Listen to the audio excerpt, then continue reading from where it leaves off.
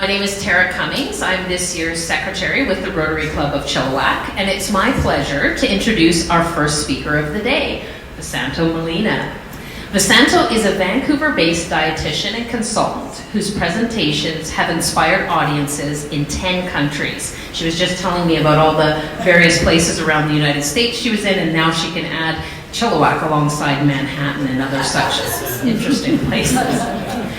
She has taught nutrition at UBC and as well at Seattle's Bastyr University. She is co-author of not just one, but 13 best-selling books on plant-based nutrition and foods. Vesanto is the lead author of the Academy of Nutrition and Dietetics' current position paper on vegetarian diets. Today, she will be discussing plant-powered protein. And without further ado, please join me in welcoming Vesanto. Well, thanks, Tara, and thanks, Pat, for running the slides, and also Robin for all the work of putting this together. It's really wonderful. We were just walking around this area. Chilliwack's just blooming. It's a good place to be.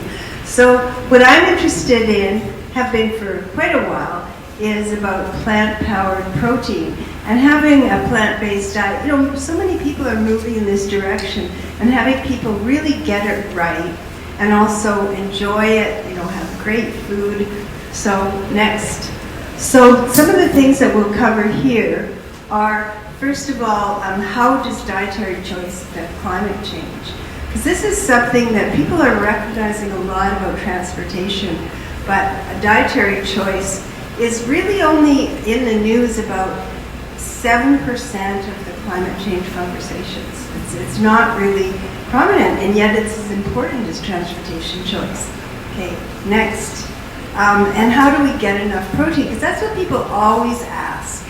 They always say, did you get enough protein? We've had a tie-in for animal products with protein, and we should have had a tie-in, but an even healthier choice for protein is plant foods. Next, and must we, then some of these concepts, grains and beans, that was something from the 70s, the 80s. Next, and about top athletes, you know, can people compete? This is a real sports area, but I see all the rinks and so on here. And next, and then how can we avoid muscle wasting as we age? And next, so this is our latest book, which got to #1 on Amazon because it's got a sustainability section. And my co-author Brenda there just turned 65, so she's a senior officially now, and she can still do this. I'm 82 and can still do a 2-minute plank. And Corey, Brenda's son, is an agrologist on Vancouver Island, a Courtney, an agrologist, works with land use and all the different people who are interested in that. So we've been all vegan for decades now. I've been vegan about 32 years. Next. So, with climate change, how many people here know somebody or were personally affected by climate change? How many people here? Yeah, lots. So these pictures, I was speaking in Manhattan in October, and we had, actually our roof fell in a little bit, the plaster. There was so much rain in Manhattan. We were in an Airbnb on the top floor, and the plaster started falling on our suitcases. And there was rain, we had to leave that day, and it was really hard. The taxi had to go through all kinds of water. We were just going to walk to the subway, but we couldn't even do that. And somebody drowned. You know, it's just really a lot. And then the next picture is Shoe Swap, where my kids live. They're both in their 50s, and they both had to evacuate for 3 weeks last September and August. And it was okay for my grandson because he's 12. He got to live in a hotel and choose things off the menu and stuff. He thought it was okay, but a lot of people did. And then, you know, 300 people lost their homes. I mean, it's just tragic. Luckily, my son and daughter didn't lose their homes, but it was very profound. And then, of course, in this valley, we've had all the flooding. So we're really aware of how important this is. Next. So many different groups the World Health Organization, the United Nations are putting out statements here, but people still think, well, the government should do more, you know? But this is a really important place where we need to do more. We need to take action ourselves and help our families and get it right, you know? So one of the interesting researchers, so the World Health Organization, these different organizations, even medical associations are saying it's not just about human health that we need to shift to more plant-based, it's because of the environment. So Joseph Poor was a guy, quite a young guy, in Oxford. It took 5 years to put together some research where he looked at the food production data from 38,700 farms and also the processors. And he looked at, okay, how does this affect carbon dioxide emissions, land use, water use, pollution? He took right from, okay, the fertilizer's got to get to the farm, and then growing what the chickens are going to eat or the cows are going to eat. Then it has to get to the feedlots, you know, and they went through the process. And even for, you know, ones that are pasture-fed, where they found there really wasn't that much less climate impact. So, next slide. What he found was he looked at the 5 main indicators of climate environmental impact. So one is the carbon dioxide emissions. One is things like water use, land use. Down at the bottom corner is of some farms in Carolina, and the pink is their manure lagoon. And we've got that kind of thing. We've had a lot of hog production in Alberta. Now the people that live near this are affected not just by these manure lagoons leak. They're not supposed to, but they do. So there's land acidification, there's water pollution, and also the air quality. So that they find that the kids are getting more leukemia, you know. And we find that these are pretty major impacts on the different areas. So next. So this is one of, and this is in our plant-powered protein book, one of Joseph Poor's slides. And if you look at the very top line, 100, is beef herds. I lived up in Kamloops for a while, and, you know, where there were 3,000 head of cattle outside, and, you know, saw how this whole production, how it worked. And then they were shipped off to Calgary and to Cargill, and then they were shipped back in little packages. And so all of this whole production was involved. Then if you look further down, the green line, the green is the plant-based foods. You see tofu. Look at the contrast between tofu, green line about just below halfway down, and the beef herd. And there's also dairy herd up there, because of course the cows, after they stop producing milk, they become hamburgers. So there's this whole change happens. Okay, next slide. This is a land use. Again, you see the beef, the lamb, and cheese is up there, and then tofu way down, 3.5. So there's a significant difference, and this is what we're starting to see. So if you are thinking about going more plant-based or just inching your way in that direction, you're really taking a very important positive step. Okay, next, water pollution. That's a big one. And see, the beef are way up there again, dairy and beef, and cheese is pretty high. That's the yellow line at the top.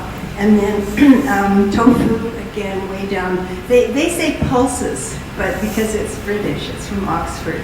He worked with somebody in Switzerland to do these papers. And so that, again, you see it's a very, very similar pattern.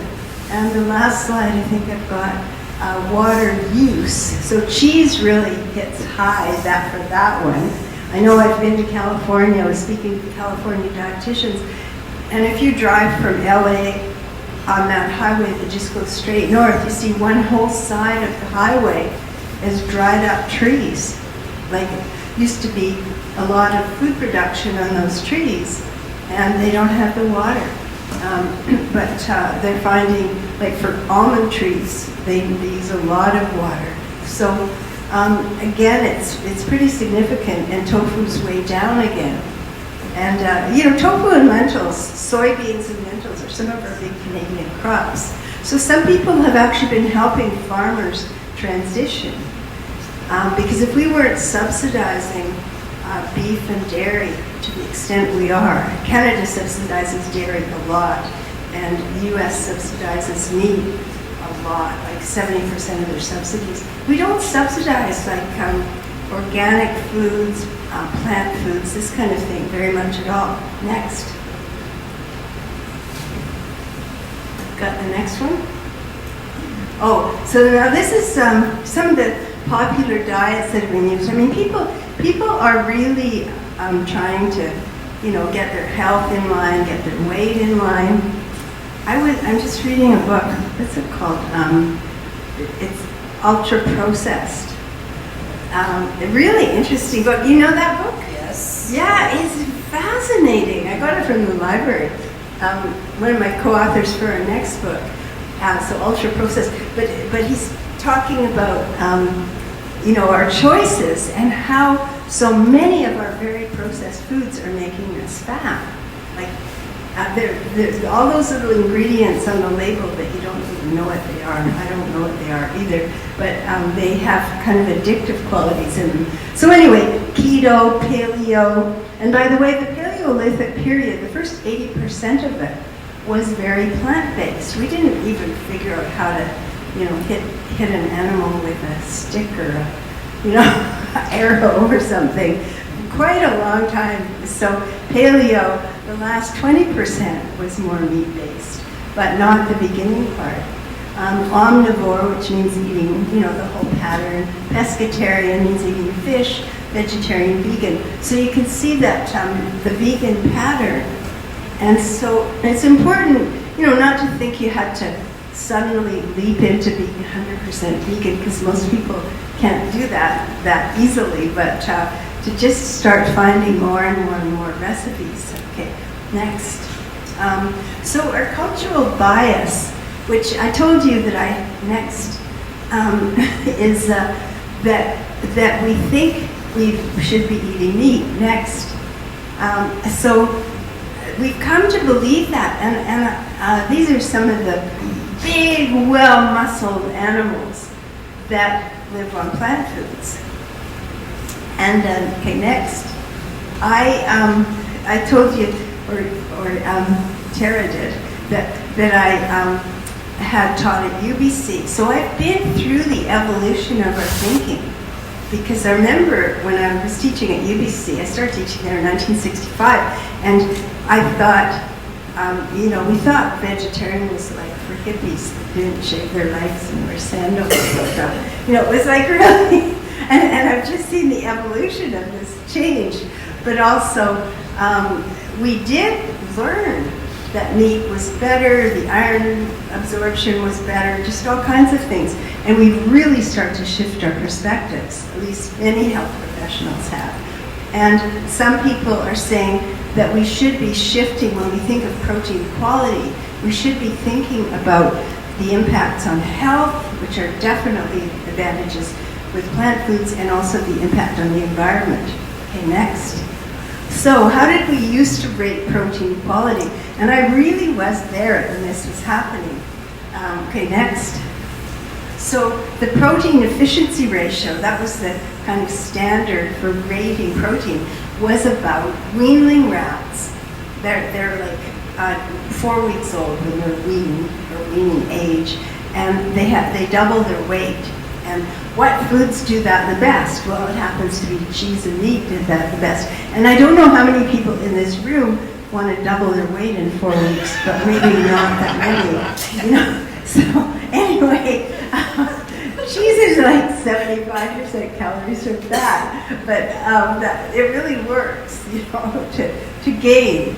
And so they have certain requirements. They have hair all over their bodies. That's another thing that we don't really focus on for being human, but it's good for rats. And so this assesses the protein quality, and this is what was used.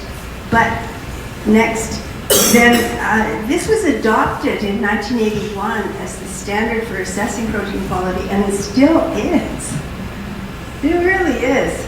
And we've got 3 other methods of assessing protein quality. Next. But it's tricky because you can't actually take a bunch of humans and stick them in a little cage and, see how they're going to manage on this single protein food.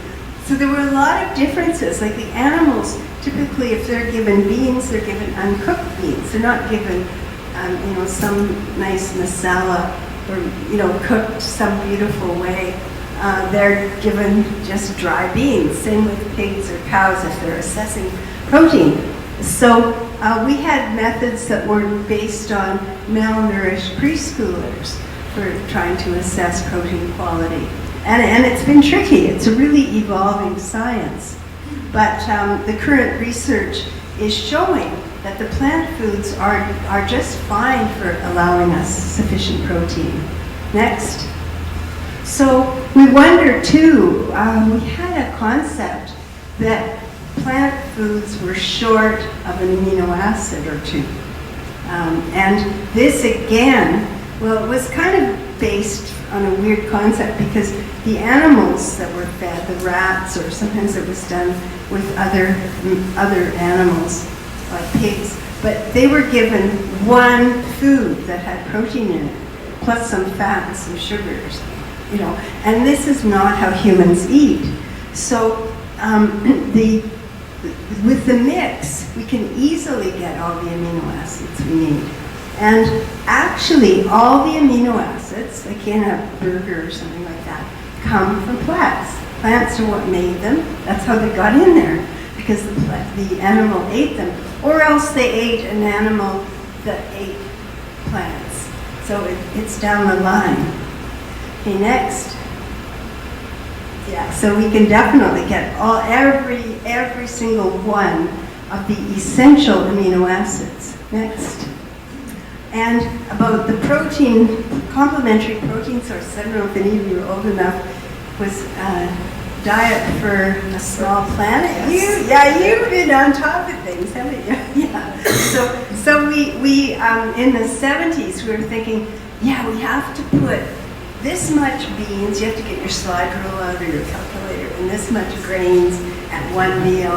That was Francis Moore LePage. And then after 10 years, he said, oops, you don't have to do that. It doesn't really work that way. And what we find is that you need to, over time, over the day, get a mix of plant foods, which you do. And I'll show you how much protein is in the different kinds of foods that you get. And also, typically, I try and help people with clients. I have clients all over BC and different parts of the world. But the legumes, you know what legumes are? Mm-hmm. Yeah, some people do. Everybody does. So that's the beans, peas, lentils, soy foods. They really are the protein superstars. But it's okay, even if you can't eat them. There's 20 kinds of legumes, and probably even if you're sensitive to one or two of them, the other ones you can eat. And also you can find really good ways to eat them. Okay, next. So this is in one of there's several of our books, this vegan plate. So this was interesting. With our first book, we had the Dairy Farmers of Canada come out against our book. It was Becoming Vegetarian in 1993, and they wrote a book against it. But I was 10 years, I was quite upset about that actually, but it made our book a bestseller, so it worked out okay. But then in 2016, I was asked to do the keynote for Dietitians of Canada. It was at a big conference in Winnipeg, the port capital of Canada. So I did that talk, and then I got a standing ovation. I actually hired a coach to help me get it really good, because I was speaking in maybe possibly challenging area.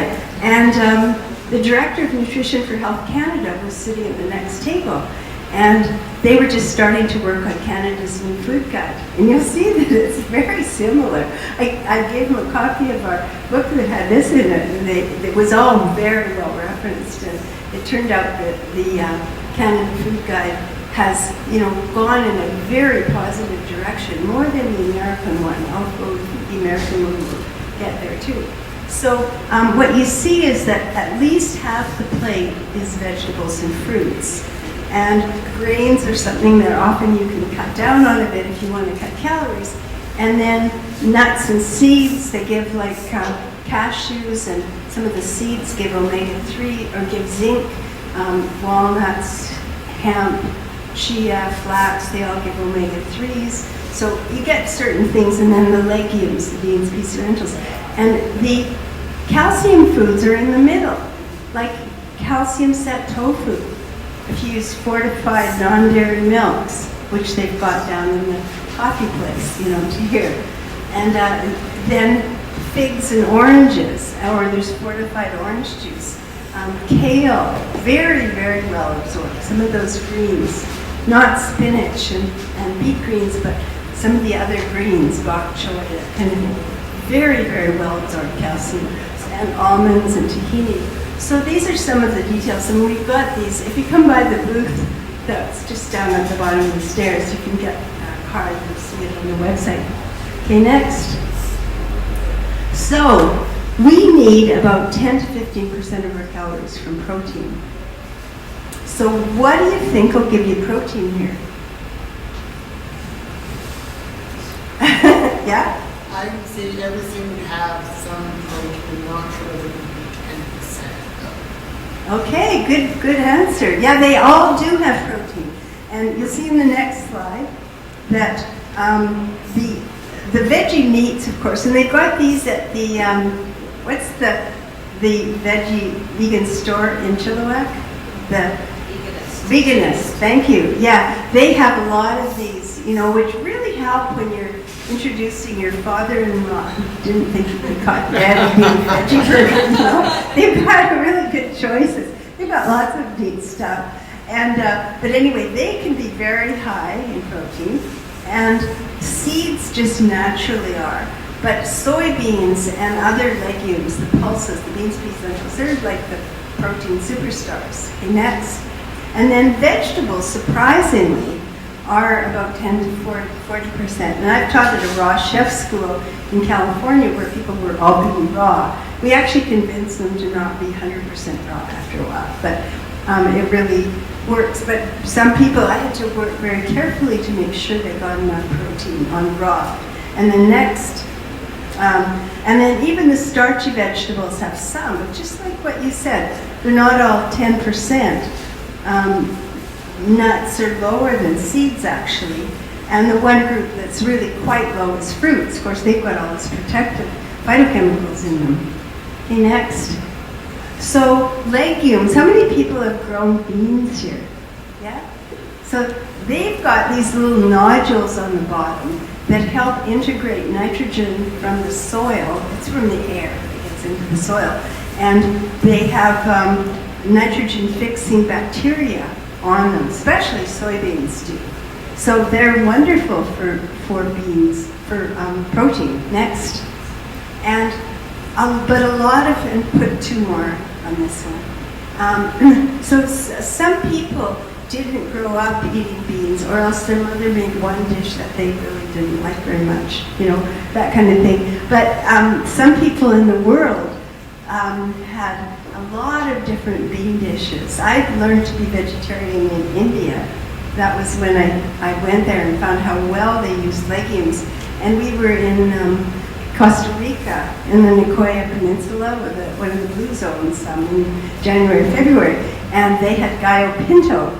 And that was every breakfast, that was it. Rice and beans. And it was just wonderful. So many parts of the world, the Middle East, have these different white beans, fava beans, chickpeas. So there are many, many good sources. Next. So how can we enjoy legumes? I try and actually get people to have it 3 times a day. If think, oh my God, I'm going to sit there with a big bowl of beans at breakfast. But it doesn't work that way. Next. So at breakfast, like what my husband has is toast and peanut butter. We had that today. I think we had almond butter today, but usually we have peanut butter. So peanuts are a legume.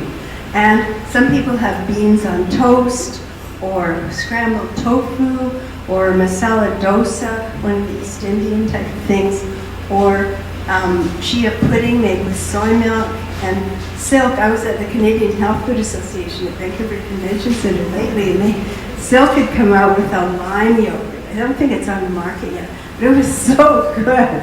It was really good. Okay, next. Then lunch and supper. There are, of course, lots of possibilities, but beans can just be added to something, you know, soup, salads. One of the things I do, like in the top right, is cook curried lentils in an Instant Pot, which I like because you can go away and it won't burn and go dry. But, you know, you can cook like 10 little containers full for your family size or your personal size, and, you know, it's already there. There's lasagnas, falafels, marinated tofu, burgers, kebabs. There's just lots of choices. Next. And also snacks. So hummus is one. We've actually brought some here, you know, crackers and hummus. You can bring it when you go somewhere and you're not sure if you're going to get anything to eat at their event. And also quite a number of things. Edamame, it was at the Leaf restaurant. What is it? The Green Leaf? I don't know, last night. What's it called? Green Leaf? Yeah, and we had edamame and peanuts in our salad. It's really good. I've got some left over today. And tamari, you just put some tamari or else put it in the air fryer after. And we've really made a focus on even putting protein foods ingredients into the desserts. Okay, next. Oh yeah, but then this one is, you know, people go, yeah, I'm going to eat all my big piles of beans and get me in trouble. Yeah, what? You can go for fart box. Fart box. Fart box. Wow. Yeah. Oh, you're going to start that. Chilliwack fart box. Good idea. Okay, next. So the tips that you use, go through this one quickly. Small legumes. So you want the red lentils, a dookie bean, just little things. Rinse your canned beans well. And if you're cooking them, pre-soak and then discard the water. That's got these oligosaccharides in it, kind of carbohydrate that your bacteria, gut bacteria can utilize, but you can't. And that creates the fart gas. Yeah. And then you're supposed to, I learned, one of my books is Cooking Vegan. I did it with a chef in the Four Seasons, and it's got really good recipes. And he said, cook things enough so that you can mash the bean on the roof of your mouth with your tongue. Then it's really in good shape. So, and tofu has less fiber and oligosaccharides, and so does tempeh. Okay, next. Then look at this one, just go down this one quickly. There's a lot of difference. Fiber, phytochemicals, phyto means plants. So there's many, many advantages in the legumes compared to the meat. And we see the antioxidants. Of course, we used to be worried about saturated fat with meat. But now we're thinking about things, of course, like cholesterol, but also non-heme iron. I learned that in university, that heme iron was better because it was well absorbed. But now we find that the non-heme iron is absorbed more if you need it and less if you don't need it. So people don't get iron overload. There's no hormones or antibiotics because these aren't fed to plants, but they are fed to the animals to get them fat. TMAO is linked with heart disease. You might not have heard of that one, but carnitine is transferred into TMAO, linked to heart disease, and new 5G is linked to cancer. And people wonder why, or scientists are still trying to figure out why are red meats and processed meats so linked with cancer, which they are, very high risk. And it's because of, there's new 5G in the flesh cancer, like in the cancers that are forming, and it's also in meats. So that seems to be one of the tracks they're following to try and figure out. And there aren't chemical contaminants. Okay, next. And it's good to get organic. Now, one of the things about legumes is to eat, that we have less body fat. Things like lentils, 3% calories from fat, whereas cheese is 75%, or some of the meats are, 30 to 60, 70% calories from fat. And so they can be really good that way. And they're a constant feature of the blue zones. And when diets were assessed of older people, the significant factor of longevity was legume intake. Next. So the health benefits, just go through this one quickly. They help your gut microbiota, they support your digestive health, better LDL, and one that I've found really helpful, I'm from a family with lots of addictions, and I have trouble keeping my blood sugar stable. So I found that legumes at lunch and supper really, really helped me stabilize my blood sugar. And compared to I couldn't just eat salad or eat salad with rice noodles or something like that. The legumes really help, or having some hummus. And so they help with satiety. And of course they're high in iron and zinc and B vitamins. Next. So this is about athletes. There's a lot of the top athletes that in just about every sport going, even martial arts, and that they're in all kinds of athletes have said their performance actually got better. Next. So this is nearing the end, and we're talking about now leucine is known, if people want to have muscle building, you'll see in the sports stores and all kinds of stores, actually, health food stores, there are all these whey proteins. But we find that we were looking for leucine, we're looking for the branched chain amino acids next. And next, so we find that you need certain amounts of leucine, recommendations from the sports people. Next. And so this is a meal that has 1,900. I got this from one of the bodybuilders in California. Just emailed him and said, what's your lunch look like? So he sent me this picture. Next. And so plant-based athletes need a significant amount. And you can easily get these. He's got some beans in there, chickpeas, he's got some edamame and a bit of some tofu, kind of a mix of things. But you also get it from wheat, seeds, nuts, grains. And some people in Brazil are looking at whether the whey or the soy work equally in muscle building and finding that they do. Here's an example of a day that provides more than enough. So you see you've got your soy milk at breakfast, you've got some tofu, you've got some beans. You could have a snack with peanut butter, that'll give you even more than you need. And so these are just some ways that are quite ordinary. But you see we're really building on whole foods next. So for those with muscle wasting, that's one that I've thought about, because sometimes I have to help with people in nursing homes and that kind of thing, where they're really not, you got to move your muscles, but you also have to have the amino acids and the protein there. And so I found that sometimes you do need these protein powders in that kind of situation. Mostly people don't need protein powders, but in some situations it can help if the person not eating that much. Okay, next. And the position of the Academy of Nutrition and Dietetics next is that plant-based diets are healthful, nutritionally adequate, and may provide health benefits.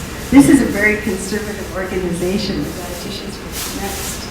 And they're appropriate for all stages of life cycle, like pregnancy, the whole spectrum, and for athletes.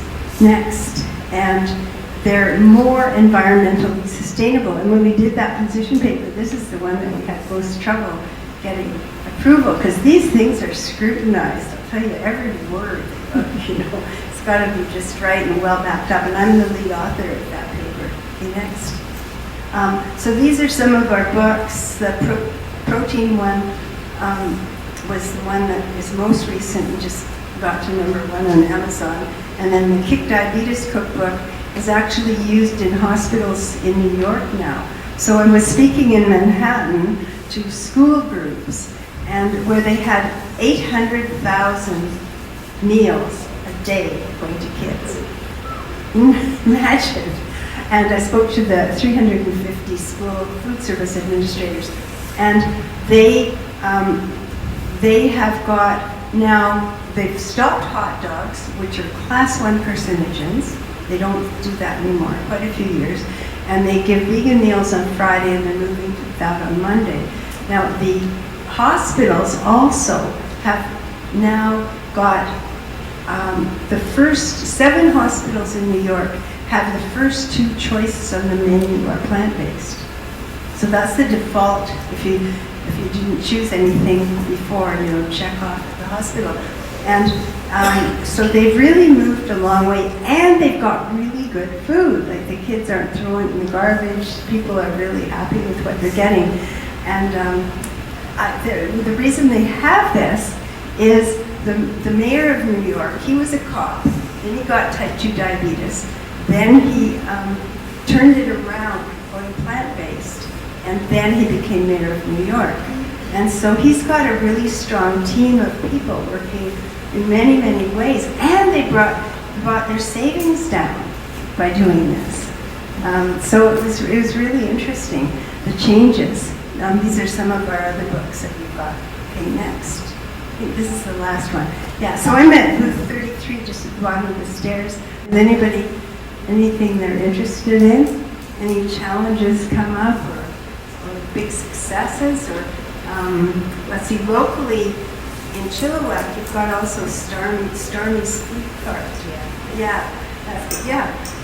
What's an easy, simple, quick thing you can say when somebody says to you, "Oh yeah, plant-based is great, but I got to get more protein"?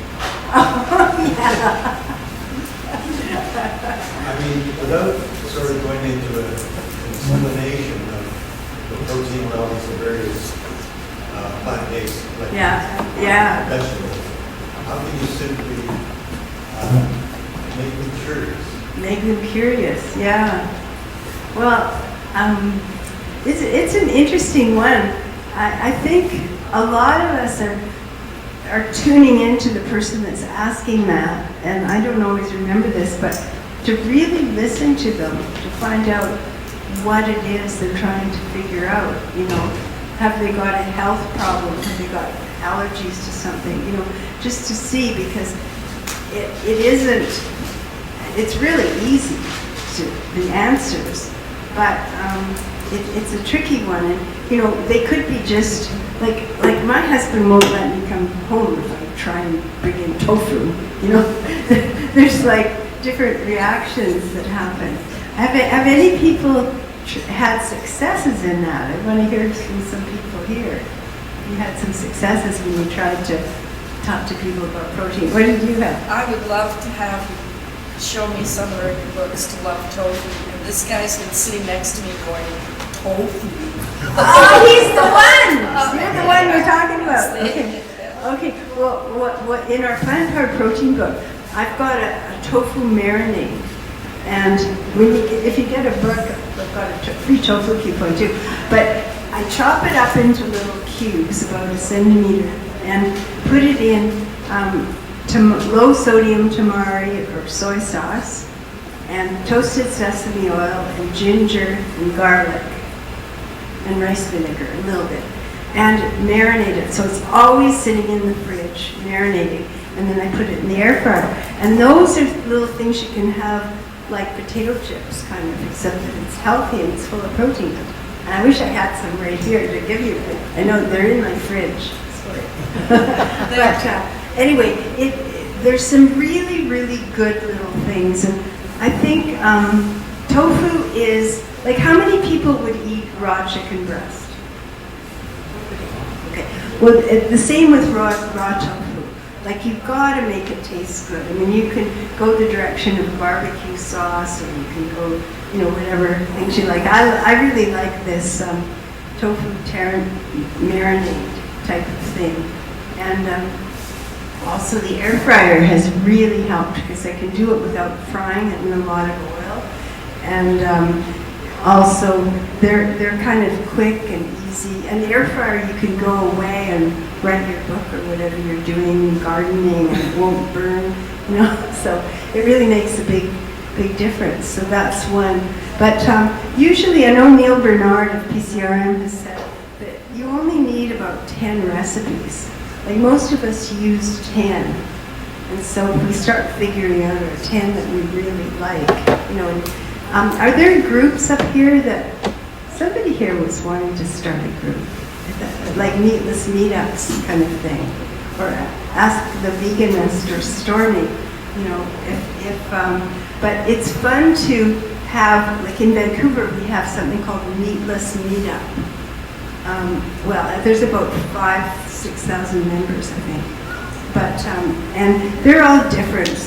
There's some groups that meet at restaurants, some go on hikes and then meet at a restaurant. Some just get together. We have what's called a snack luck. So this is fun. You can start it with a few people. And everybody brings a vegan snack. And then we usually have a speaker or somebody that's talking about something. And so it's a good way for people to network and start finding some good things. But you do need to find things that you actually like the taste of. Yeah. That's a good thought. Yeah. What do you recommend in terms of sources of B12 if you don't want to buy a bottle of supplements? Of supplements. Well, what we've done, and sometimes I've had clients, they didn't want supplements, no way. But there are nutritional yeast, which does have the B12 comes from microorganisms. It does not come from meat. It's just because of microorganism contamination that it's even in meat. And they even feed it to cows and chickens, so they'll have some B12 in them. But so you can either use a supplement, which you know exactly how much you're getting, or you can use something like nutritional yeast that has B12. Or if you go to the veganist and look through some of their veggie meats, some of them are fortified. I did some work with Eve's Veggie Cuisine probably a couple of decades ago, and we made sure that those products had B12 in them, so they were equivalent to meats, that kind of thing. So some people would want that. And I try to adjust with what people's preferences are. I do find that with supplements, the two that we need to think about are B12, which I'm suggesting, and you can see this in our books, to have about 25 to 100 micrograms a day, or move to twice a week, have about 1,000 micrograms. And nutrition is a very lively subject. It's evolving. The first vitamin was actually identified 100 years ago. Was 1914, the beginning of World War I, vitamin A. And so we're still trying to figure out little things about B12 and vitamin D. There's a lot of research going on. But I find that B12, you can either, the most reliable way, I think, is to take a supplement, but you can also do these fortified foods. And the other one's vitamin D. I think I'm going to get bumped off the stage now because we're just about finished. But I'm at booth 33, just at the entrance to the whole show down there. So people can come and chat or ask questions or tell me stuff. So I think, Pat, are we done or is that time? I think we still have, I think you can Oh, probably we've go still for got it. a couple more? Okay. Anybody else got comments or general questions? Yeah? With the paleo diet, Yeah. how did they estimate the breakdown of plant-based versus animal foods? And is it like done to like isotopic? Yeah, we thought paleo was like meat and then some veggies. And that's how it was for the last 20% of that time. But when they look, and I have no archaeological skills, but they looked at, what they could discover from the different sites. And, you're not going to have any remains from plant-based eating, but they found bones in the more later paleo sites. So paleo has been kind of misrepresented, and it really is not that great. The finding, it works for a little while, but then you're increasing your risk of, guess what, conditions. We didn't talk about that. Scoliosis? What one? Scoliosis? Scoliosis? Yeah. No, of cardiovascular disease, type 2 diabetes, several of the cancers, especially bowel cancer, and the hormone-related cancers like breast and prostate. So there's it's not a really ideal diet for the long term at all. Better, but the plant-based part, there's a couple good things about paleo. One, people move away from eating such processed junk, and they eat more vegetables. So that's good. That's the good part. Any more things? Yeah. So I've been a consumer of Eve's veggie products Oh, for yeah. many years, so thank you for that. Yeah. But I have heard a lot about, I know some of the ones that try to taste more meat-like, if you Yeah. because I'm not a big fan. I'm like, as long as it tastes good, Yeah. I'm okay if you can see the veggies in it. It's awesome. Yeah. But there's a concern, and you talk about processing of foods. And so some of those, would you consider that there are some that mimic meat that are considered to be ultra-processed, or concerns around that? Oh, there for sure. There's some are ultra. And there's a fun website, Michael Greger. It's nutritionfacts.org. So he's been running a few. He's a doctor. Might be moving to BC, but he's really the most out there plant-based doctor in terms of media presence. He's quite fun. His books are How Not to Die, How Not to Diet, that kind of thing. It's how not to die, like you don't want to die crippled with these horrible chronic diseases. Anyway, his website talks about some of the differences with the processed meats.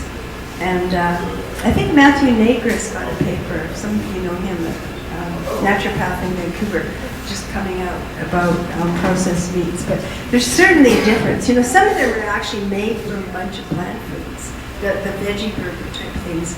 And some, like the Impossible burgers, have actual heme and iron in them, so, and they're to suit a different range. I once had a workshop with 10 different kinds of veggie burgers, and it was fun. You could taste these different ones. So you can sample them. Yeah. I have an app on my phone called Yucca. Yucca? Yes, and if you, I had all finished the book on ultra-processed foods. So if you put it up to the barcode of your food, it will tell you everything that's in it. That is, it's either going to be rated really bad, poor, good, and then it becomes excellent. Wow. And they're rated, and then they'll go on and tell you the ingredients that are red. Yeah. You can then press a button and it'll explain what they are and why they're dangerous for you. And if you want to clean out your cupboard, it's an amazing way to do it. You just throw everything out. I never heard that before. How do you spell it? Y-U-K-A. YUKA.com. Yeah, and it's free. I want to say one more thing is about restaurants.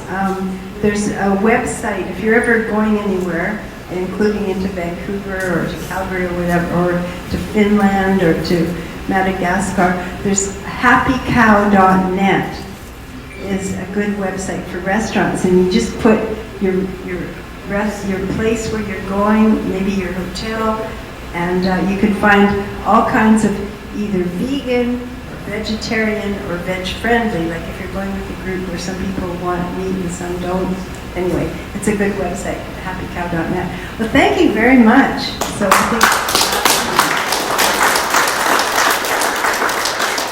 So on behalf of the Rotary Club of Chilliwack, and I can trust everybody here today. We want to thank you so much for spending some quality time with us. Thank you for your hard work and dedication over the years. And if you wouldn't have told us you were 82, I don't think we would have been able to guess. So you're an amazing inspiration. Please keep up the great work.